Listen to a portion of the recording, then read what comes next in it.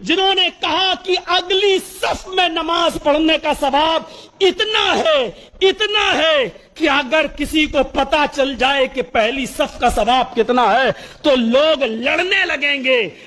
ایک دوسرے کو قتل کرنے لگیں گے پہلی صف میں آنے کے لیے، قرآن اندازی کی نوبت آ جائے گی، پرچیاں پھینکی جائیں گی، جس کا نام نکلے گا وہ آگے۔ اگر کسی کو پتا چل جائے کہ پہلی صف کا ثواب کتنا ہے، لیکن وہی نبی جو پہلی صف کا اتنا ثواب بتلا رہے ہیں عورتوں کے لیے کہہ رہے ہیں خیر صفوف الرجال اولها وشرها آخرها وخیر صفوف النساء آخرها وشرها اولها، مردوں کی سب سے افضل صف وہ ہے جو سب سے آگے ہے، اور سب سے بری صف وہ ہے جو سب سے پیچھے ہے ثواب کے اعتبار سے، اور عورتوں کی سب سے افضل صف وہ ہے جو سب سے پیچھے ہے، اور سب سے بری صف وہ ہے جو سب سے آگے ہے۔ یعنی عورتیں اگر صف لگائے ہیں تو عورتوں کی صفوں میں بھی سب سے پچھلی والی صف عورتوں کی سب سے بہتر ہے، کیونکہ وہ مردوں سے اتنی دور ہے، اور سب سے آگے والی صف ثواب کے اعتبار سے